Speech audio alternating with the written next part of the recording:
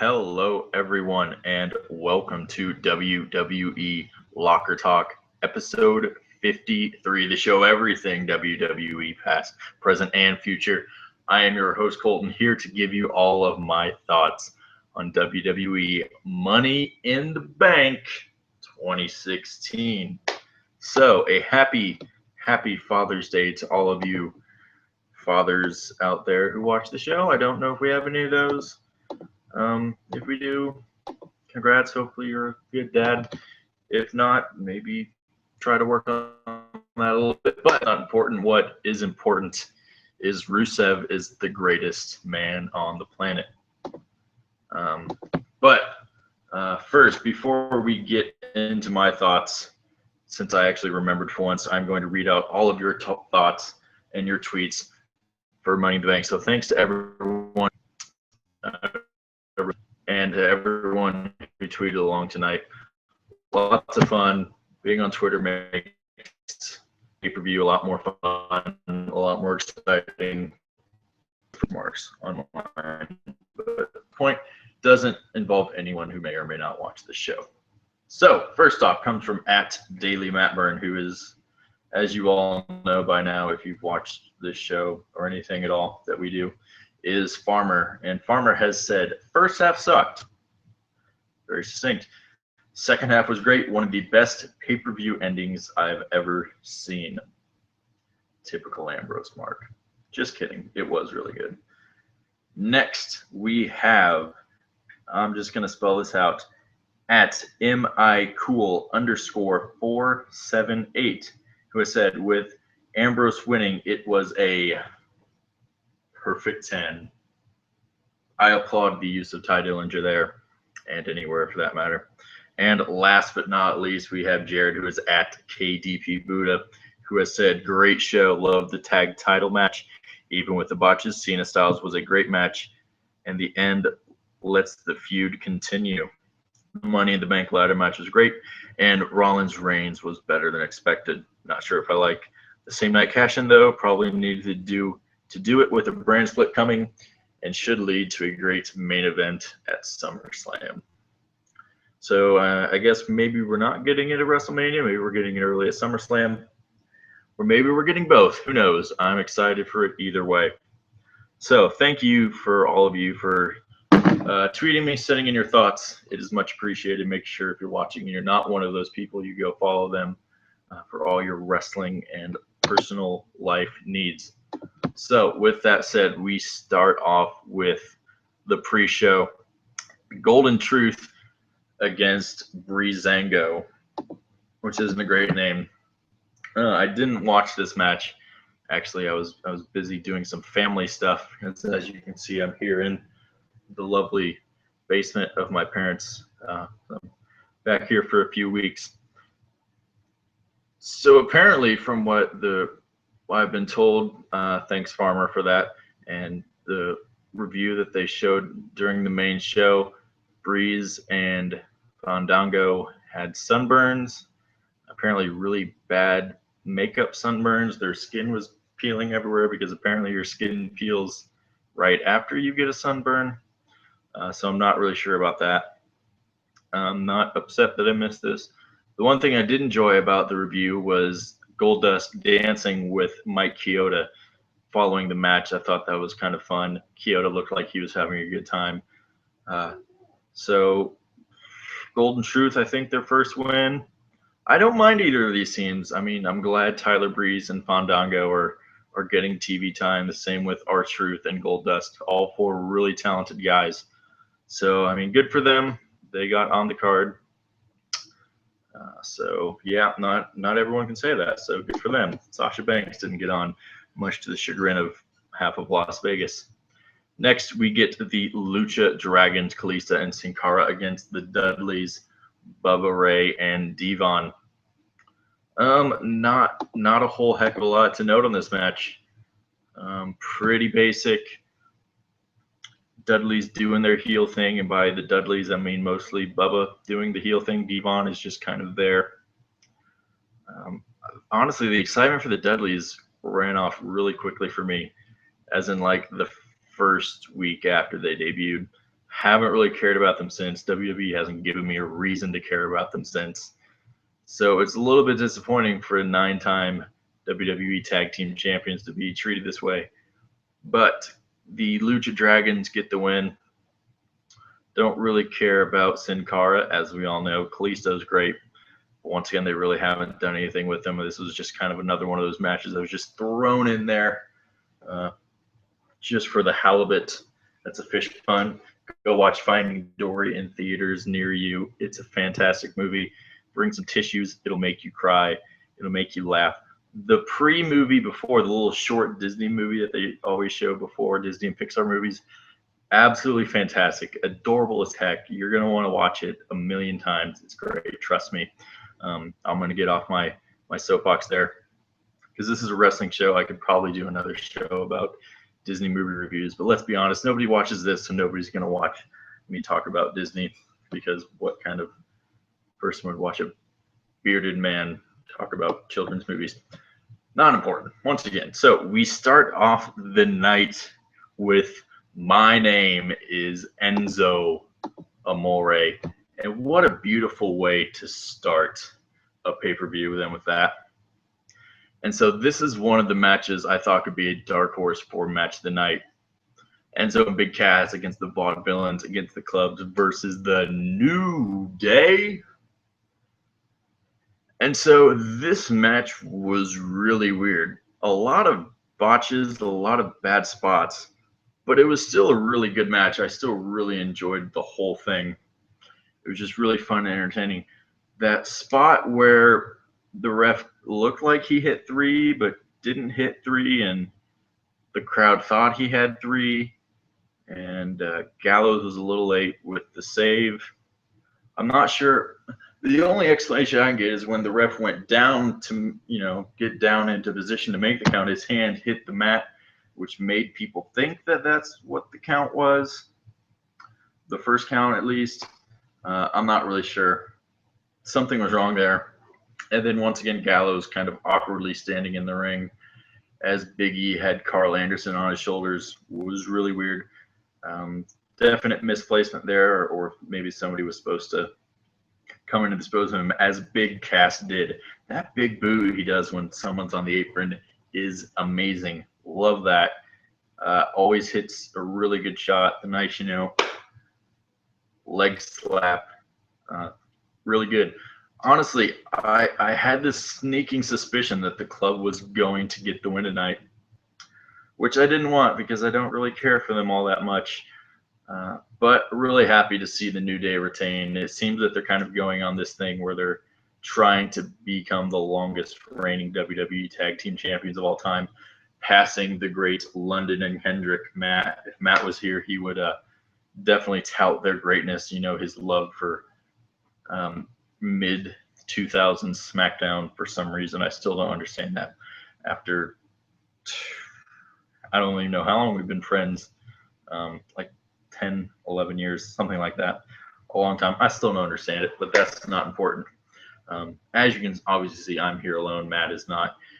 He had to work late tonight, and so honestly, I don't think he even knows what happened on the show tonight, with obviously things that transpired later. He's going to be really excited, so maybe we can get his reactions for that on a later show or something. Or you're just going to have to deal with my reactions because, let's be honest, my opinions are the best opinions there are, and that's the damn truth. Anywho, I'm rambling on. Let's move on. Baron Corbin against Dolph Ziggler. Did anyone care about this match? No. No, they did not. However, I thought it was a really good match. They had some good back and forth.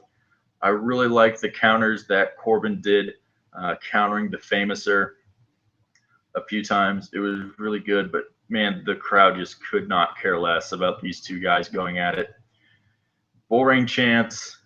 One thing, the crowd was really into the show for the most part. A very smart crowd, if we're going to be using wrestling terms again. Definitely on it for the heels. Kevin Owens, big reaction. Seth Rollins, not really sure what he and Roman Reigns are supposed to be, but that's beside the point. Yeah, so it wasn't a bad match. I didn't have a problem with it, but the crowd was just not into it at all. Um, man, it's so sad to me with the state of Dolph Ziggler. I love Dolph Ziggler. I still do. I might not tout it as much as I did before, but just so much non-booking. It's not even bad booking. It's just he hasn't really been booked, period, to do a whole heck of a lot. It kind of seems like he might be transitioning into commentary, which he may or may not be good at. He sure does talk a lot, so that might be good. We'll just have to see. But Baron Corbin gets the win. I think Baron Corbin is a guy who can be a big player for WWE in the future. He's a big guy, um, which obviously points right there in Vince McMahon's book. He's a homegrown talent. He's not one of your AJ Styles, Finn Balor, Sami Zayn, Kevin Owens indie darlings who got their fame outside of the WWE. Vince McMahon obviously really big on guys that he made, and so I think that'll bode really well for Mr. Corbin. But all we can say really here is thank God this feud is over. Went on at least 1 month too long, maybe 2, maybe 3. Okay, we'll say 2-ish. But Corbin gets the win. Ziggler gets the loss, but it's okay. His Cavs won because we're not allowed to have too many nice things in one night. Screw you, LeBron. Okay, once again, I'm getting off on a soapbox. And next, we go right into Charlotte and Dana Brooke against Natalya and Becky Lynch. I thought it was really weird. They usually put the women on a little later in the show. Excuse me. Hold on. And so I thought the early booking of this match was a bit odd. But first thing I noticed, I really liked the red gear Charlotte was wearing. It fit really well with the nice new pretty red women's title. A good match. Dana Brooke still not great, but she's there. The other 3 women kind of picked up the slack there. Charlotte got the win with natural selection, which how much I love natural selection as a finisher, and it won a match for the first time in God knows how long. So hallelujah. Great stuff. But at the end, I saw on Twitter somebody had apparently said that we were supposed to be getting a surprise for this match, and that surprise came in the form of Natalya turning on Becky Lynch. And poor Becky Lynch, who just has the worst luck with friends. I mean, I think the only friend she has left is Bayley, and I think that might actually be the one friend who wouldn't turn on her. So good luck with that, Becky. Also, Becky's hair doesn't look really stupid anymore, and so that makes me excited. Really like that. It should be interesting to see where they go. Obviously, we have potential of Becky against Natalya now, and then whoever Charlotte's going to face for the women's title. So we could have potentially 2 feuds for SummerSlam. There's a chance. I mean, tomorrow night, Charlotte doesn't have anyone to face yet, so we might get Sasha Banks, which everyone seems really excited about. Heck, we might get Bayley. We're getting some NXT call-ups. And if I remember right from NXT last week, the storyline was Bayley was going to the doctor's Monday morning to see if she is okay to wrestle. And so just thinking there, maybe there could be something there. Maybe it's going to be Sasha Banks. Maybe it's going to be Paige. Paige has 2 non-title victories over the women's champion. So in my books, that makes you a pretty good contender for the title. Maybe it'll be Dana Brooke. Maybe it'll be Michael Cole. Who knows? But it's pretty exciting. So we will see where that goes. And next we get Apollo Crews against Sheamus. And as Farmer said in his tweets, how the first half kind of sucked. The second half was good. They kind of definitely front loaded the first half of the card with obviously the lower matches. And that's usually how it goes, but they usually spread them out a little bit more than that. And obviously we had the tag title match to open the show. But we get Crews against Sheamus. And Another really good match, I think, that nobody cared about. Cruz's moonsault from the apron onto Sheamus was really good. Uh, it might not really seem like much because at this point it's not really much looking at where Sheamus's character is now. But the man was WWE champion 7 months ago. And so for Apollo Crews to be facing Sheamus in his first feud in the WWE, even though Sheamus isn't really much of anything right now, he is a former WWE champion. He's beat Roman Reigns. So for Crews for him to be feuding with him and get the so I think that's really big for his future. To me, Apollo Crews is a guy who has not lived up to his potential in the WWE. And I don't know if that's just them kind of changing his style from the indie scene to WWE and not letting him showcase his full repertoire of moves, or whatever it is. I still think he came up to the main roster a bit quick. He needed a little bit more time in NXT, but that's obviously not going to happen now because the brand split. Everyone's getting called up from NXT, and to be honest, I don't know who's going to be left on NXT, but I discussed that in my Takeover React show, which thank you for everyone who watched that, by the way. If you want to, feel free to go watch that if you haven't already, and if you're really bored and have nothing else to do with your life, I guess. But, so Apollo Crews gets the win over Sheamus. It's a big win for him. Probably continues because it might as well. So now we get to the big matches of the night. We get AJ Styles against John Cena, the match we've all been waiting for 15 years. Okay, well, not really. I don't remember in the past 15 years anybody saying, "Oh, that's a match I have to see." But regardless, they have booked the absolute hell out of this match. For all the bad booking that WWE has done in the past few years, this one they have got spot on leading up to this match. Just the realism that they put in there, with kind of the Styles being the indie guy and John Cena being the WWE guy, and kind of Cena's whole career being the top and AJ being the top everywhere else. And if AJ was here, what would have happened, et cetera, et cetera. And so leading up to this match was great. The crowd was super hot for this match before it started and into the match. I thought it was really interesting how they even booked the match with Styles always being one step ahead of John Cena. He said he was the better wrestler, and by God, he proved it for the most part tonight.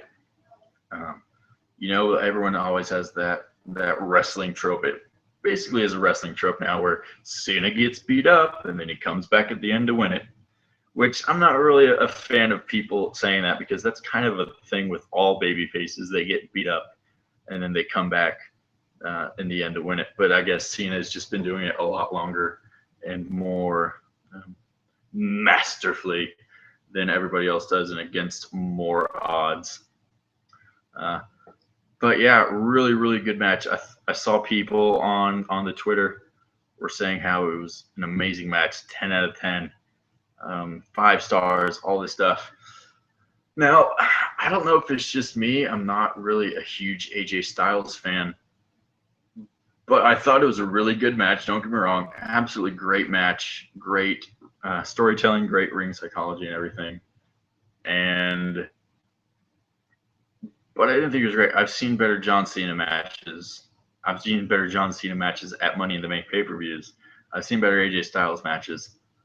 But don't get me wrong, still amazing and pun very much intended, phenomenal match. So it'll be interesting to see where this goes. A lot of people hated the club coming in at the end. I hated it too. But at the same time, I think it's the best possible option to continue this feud on. Cena's going to come out tomorrow on Raw. He's going to say, "Oh, rowdy crowd tonight. Rowdy crowd last night." And he's going to say, "You didn't beat me clean because you know that you can't beat John Cena." Leading to this grand, spectacular rematch at SummerSlam where there's going to be a stipulation, a last man standing match, perhaps, or an I Quit match, which are basically the two John Cena is going to win this match. And so I'm excited. People are going to complain that Cena's going to win the feud. He's going to win at the next pay-per-view. I'll probably do that, but it's okay. I don't really mind all that much. But seriously, when is Cena going to get that 16th title? It's been a long time since old John Boy has held the title. Will they wait for WrestleMania? Will they do it at a live event in middle of nowhere, Massachusetts? Could be. They might do it in Perth, Australia. Who knows? It's exciting. We're going to have to wait and see. But it seems that Cena might be a little bit off of getting that 16th title, although we all know it's going to happen. One way or another, it's going to happen. He's going to get 17. He might even get 18. And heck, it's John Cena. He'll probably get to 20. Coming out in a wheelchair, and he's going to beat the heck out of Daniel Bryan's grandson to win the title. It'll be great. We'll all love it. So, really excited. Really good match. And then we move on to the namesake of the show, the Money in the Bank ladder match, or as I like to call it, the Anybody But You Alberto match. To me, this is my favorite match on the card.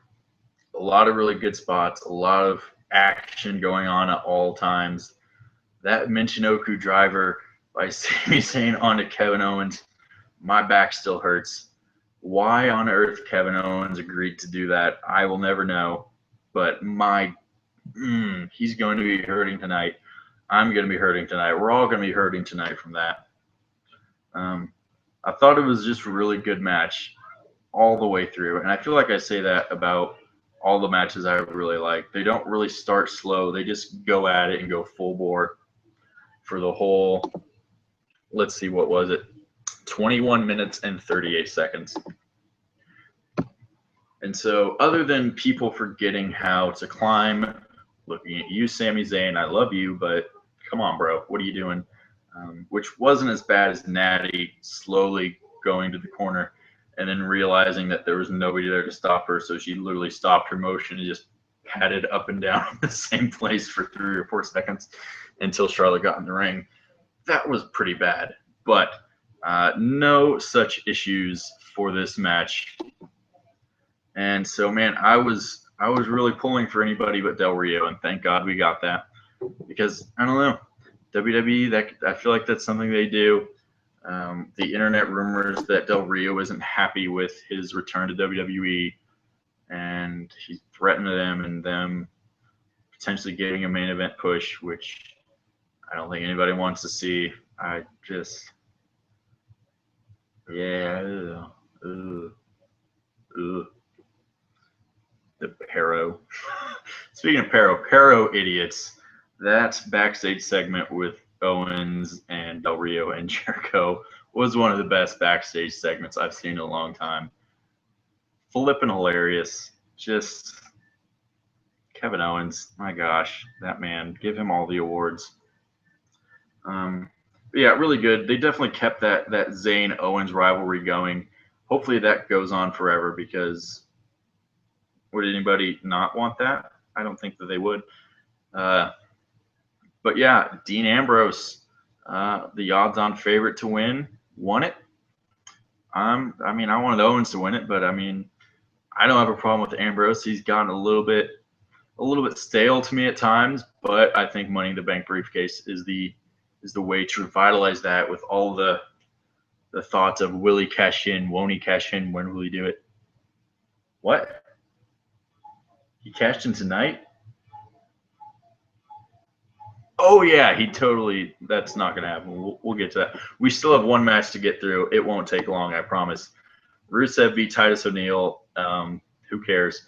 But the post-match, when Rusev goes up to Titus's kids and says, "Your dad is a loser. Happy Father's Day," was one of the best. I can't with that man. I used to not care at all about Rusev, but he's just so funny, and his comedic timing is so on point. And whether he means to or not, is just hilarious, and I love it. And so, good for you, Rusev. Good for you. The man is funny. Maybe that's why he got Lana. I mean, a lot of the rest of it doesn't really make sense. But maybe he's just really funny. I don't know. Good for him. Proud of you, Rusev. So we get through that, and now we get to the main event of the night, which conveniently happens right after the NBA Finals ended. Great thinking and booking there by WWE. Reigns against Rollins. I loved this match. I thought I enjoyed this match more than Cena versus Styles. Cena versus Styles was probably a better match, technically and wrestling wise and other words. But I enjoyed this match a lot more. Just the history going into this match, the video packages they did were awesome. People not liking Roman Reigns, people cheering for Seth. A lot of talk of them doing a double turn. I'm not sure if they actually did do that. They kind of seemed like that until events transpired afterwards. But man, just a really good match. A lot of I really like what Roman Reigns did there. He was definitely working heel through most of the match, taunting Seth Rollins the whole match. He kind of just had a smug look on his face, which is a far cry from the not great laughing he did at Brock Lesnar at WrestleMania 2 years ago. But just really good back and forth counters, attacks. That spear through the barricade. Yes, they do that spot all the time, but it looked really good. Reigns was going in there about 40 miles an hour. This obliterated thing is great. That counter of the pedigree, or of the spear into the pedigree, was amazing. Holy crap, I've never seen anything like that. You'd never see Triple H do something like that because he's not Seth Rollins. One thing I love Reigns' crucifix powerbomb, especially doing it to CrossFit Jesus. Very apropos. Really, really good match. I thought, everyone was thinking, okay, so Ambrose won. Is he going to cash in? Is he going to cash in? Is he going to do it in the match? Is he going to do it after the match, et cetera, et cetera? Personally, I thought he was going to hold on to it for a while. I thought maybe we would get return of Triple H coming in, screwing Seth, setting up a match for them at SummerSlam. Actually, Battleground. People forget we still have Battleground to get through before we get to SummerSlam. So yeah, SummerSlam is still 2 months away. That's in August. So we've got a bit to go before that. Battleground obviously is going to be another throwaway pay-per-view. Get us to SummerSlam. But man, it was so good. Really, really good match. Reigns looked really good. I thought Rollins looked really good as well. Kyoto looked really good as well after dancing with Goldust earlier in the night. Who wouldn't be in a very happy, excited mood? And so yeah, Seth Rollins picks up the victory against Reigns. I was surprised. I thought they'd be going with Reigns a little longer. And then after that, the excitement of that, is Ambrose going to cash in or is he not? And when his music hit, the crowd went nuts. Twitter went nuts. Colton went nuts. Super excited. I thought it's Ambrose. He's not just going to come straight out the curtain and just run straight into Rollins. He's going to play mind games. Obviously, he comes in from behind. Really fun. Honestly, for a minute, I thought Reigns was going to come spoil the match for Ambrose, maybe kind of completing that double turn or at least a heel turn for Reigns. I don't know, but I really expected Reigns to kind of do something, but he just kind of sat on the outside impotently, which is great. I love that. But overall, best Money in the Bank ever? Maybe. I don't remember most of the other Money in the Banks. You had 2011 with Cena against Punk. Really good. Probably the best match ever in Money in the Bank history. Last year, you had Rollins against Ambrose in a fantastic ladder match. Other matches, et cetera, et cetera. Ziggler won Money in the Bank. Good for him at some point, buddy, but whatever.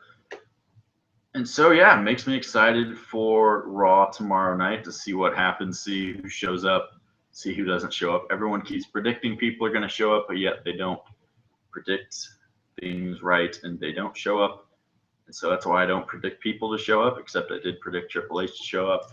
And so now I'm going to stop saying predict to show up because it's getting a little obnoxious and the show is running a bit long and I need to go to bed because I'm old now and I get tired easily. So that has been my thoughts on Money in the Bank 2016. Make sure you tell me all of your thoughts. Leave a comment below. Like, share, subscribe if you like doing that. If you don't like doing that, don't feel the need to. I'm not your mom. I can't tell you what to do. Follow us on Twitter if you want, or don't. I don't tell you what to do. You're your own human being who has free will to make their own choices. So, but just if you don't like our show, you're a communist. So just whatever, if that's your thing, cool. But that's not the point. So, I am Colton. This has been WWE Locker Talk episode 53. Make sure you catch us. Maybe either this week or next week. We're probably going to be doing a show. I'm down, so Matt and I will probably be doing a show together, which is always lots of fun. We get to play off each other, which is super fun. So thank you, everyone, for watching this live. If you don't watch it live and watch it later, thank you for watching. Either way, thank you for watching, period. Follow us again at WWE Locker Talk. And this has been episode 53, Money in the Bank Reactions. And I will see you next time.